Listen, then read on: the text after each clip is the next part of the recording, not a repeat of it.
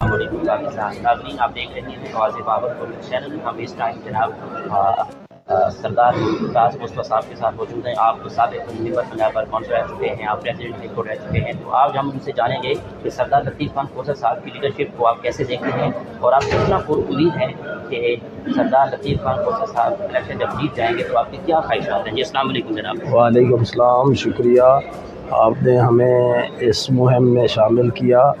سردار لطیف خان کوسہ اس ملک کے ممتاز ترین وکلاء میں شمار ہوتے ہیں۔ ان کی سیاسی زندگی بھی بے داغ ہے۔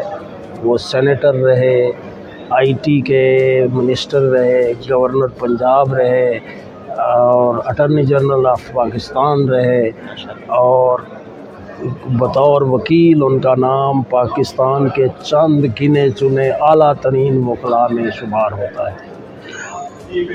علمی لحاظ سے السلام علیکم سر، جی ان کا قد کاٹ اتنا بلند ہے کہ آپ نے ان کی گفتگو سے اندازہ لگایا ہوگا کہ وہ کس کمانڈ کے آدمی ہیں۔ تو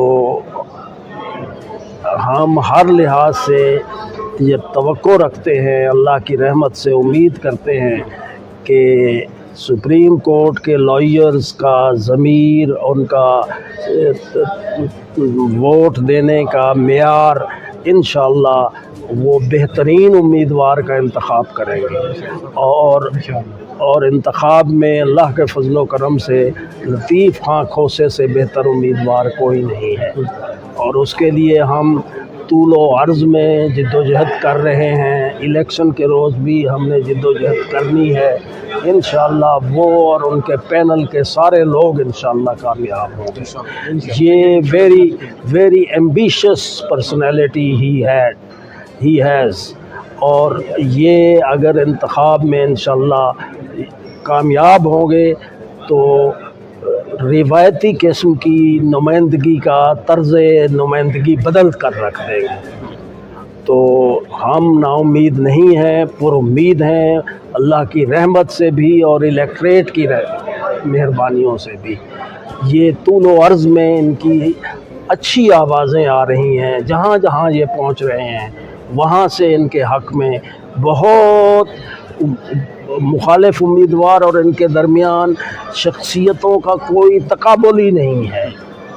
انہوں نے وکلاء تحریک میں بھی قربانیاں دیں۔